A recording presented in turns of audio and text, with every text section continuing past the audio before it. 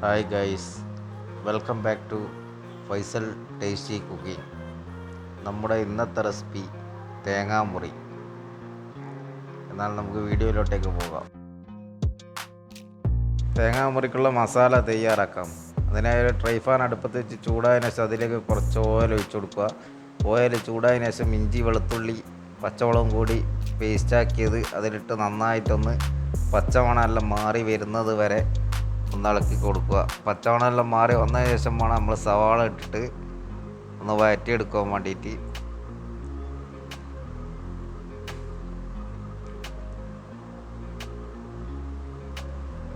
കുറച്ച് ഉപ്പും കൂടി ഇട്ടിട്ട് വേണം നമ്മൾ സവാള ഒന്ന് വഴറ്റിയെടുക്കുവാൻ.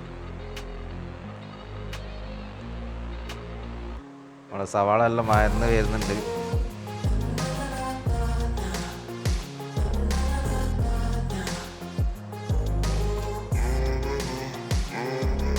സവാള എല്ലാം വഴന്ന് വന്നതിന് ശേഷം 1 ടീസ്പൂൺ മഞ്ഞൾപ്പൊടി, 2 ടീസ്പൂൺ മുളക് പൊടി,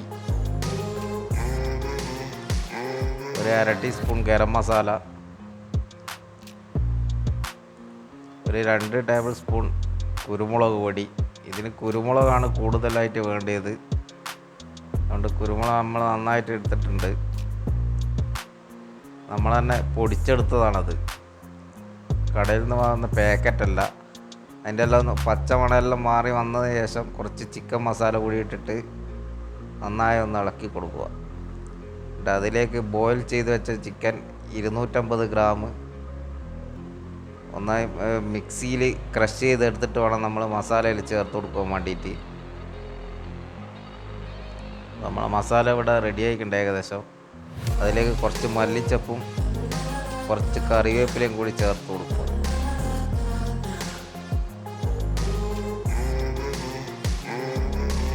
നന്നായി ഇളക്കിയെടുത്ത ശേഷം അതിലേക്ക് വേവിച്ച് വെച്ച 750 ഗ്രാം ഉരുളക്കിഴങ്ങ് പൊടിച്ചിട്ട് അതിലേക്ക് ചേർത്ത് കൊടുക്കുക. എന്നിട്ട് നന്നായി ഒന്ന് മിക്സ് ചെയ്തെടുക്കുക. നമ്മൾ മസാല ഇവിടെ റെഡി ആയിട്ടുണ്ട്.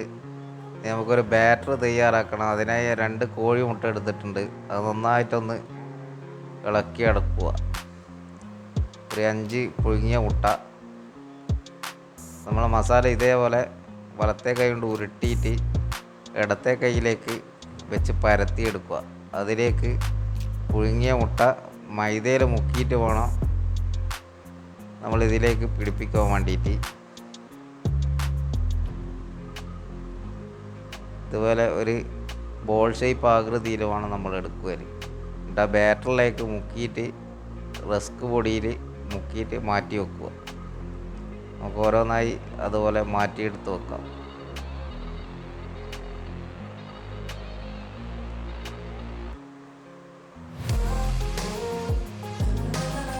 അപ്പോൾ നമ്മളെ തേങ്ങാമുറിക്കുള്ള ഗോളുകളെല്ലാം ഇവിടെ റെഡിയായി വെച്ചിട്ടുണ്ട്. എണ്ണ ചൂടാൻ വെച്ച ശേഷം എണ്ണ നല്ല ചൂടായതിനു ശേഷം വേണം നമുക്കിത് ഫ്രൈ ചെയ്തെടുക്കാൻ വേണ്ടിയിട്ട്. നല്ല ഡീപ്പ് ഫ്രൈ ആയിട്ട് ഒരു ബ്രൗൺ കളർ പരുവത്തിൽ വേണം നമ്മളിത് ഫ്രൈ ചെയ്തെടുക്കാൻ വേണ്ടിയിട്ട്. നിങ്ങൾ ആദ്യമായിട്ടാണ് എൻ്റെ വീഡിയോ കാണുന്നതെങ്കിൽ ഒന്ന് സബ്സ്ക്രൈബ് ചെയ്യുക. ഞങ്ങൾ അപ്ലോഡ് ചെയ്യുന്ന വ്യത്യസ്തമായ വീഡിയോകൾ ആദ്യം തന്നെ നിങ്ങളുടെ ഫോണിലേക്ക് നോട്ടിഫിക്കേഷനായി എത്തുവാൻ തൊട്ടടുത്തുള്ള ബെല്ലൈക്കൺ കൂടി ഒന്ന് ഇനേബിൾ ചെയ്ത് വെക്കുക. നമ്മളെ തേങ്ങാമുറിയെല്ലാം ഇവിടെ നല്ല ഫ്രൈ ആയിട്ട് വരുന്നുണ്ട്.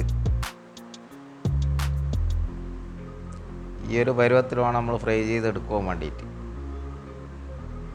ആ ഒരു കളറിൽ അതുപോലെ ബാക്കിയുള്ളതും കൂടി നമുക്ക് ഫ്രൈ ചെയ്തിട്ടെടുക്കാം. നമ്മളെല്ലാം ഫ്രൈ ചെയ്ത് എടുത്തിട്ടുണ്ട്. ചൂടാറിയതിന് ശേഷം വേണം നമ്മൾ ഇതേപോലെ കട്ട് ചെയ്തിട്ട് എടുക്കാൻ വേണ്ടിയിട്ട്. കട്ട് ചെയ്താൽ ഒരു സൈഡെല്ലാം അല്പം അങ്ങോട്ടും ഇങ്ങോട്ടെല്ലാം ഉണ്ടാവും. അതെല്ലാം ഒന്ന് റെഡിയാക്കിയിട്ട് വേണം നമ്മൾ പ്ലേറ്റിലേക്ക് മാറ്റി വെക്കാൻ വേണ്ടിയിട്ട്. നമ്മളെ തേങ്ങാമുറി ഇവിടെ റെഡിയായി കിട്ടി. വീഡിയോ ഇഷ്ടമായെങ്കിൽ തീർച്ചയായും ലൈക്ക് ചെയ്യുക, കമൻറ്റ് ചെയ്യുക, മറ്റുള്ളവരിലേക്ക് ഷെയർ ചെയ്യുക.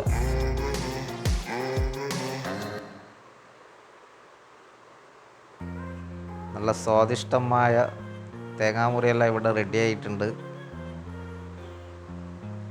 അപ്പോൾ വീണ്ടും മറ്റൊരു നല്ലൊരു റെസിപ്പിയുമായി കാണും വരെ നിങ്ങളിൽ നിന്നും വിടവാങ്ങുന്നു. Good bye.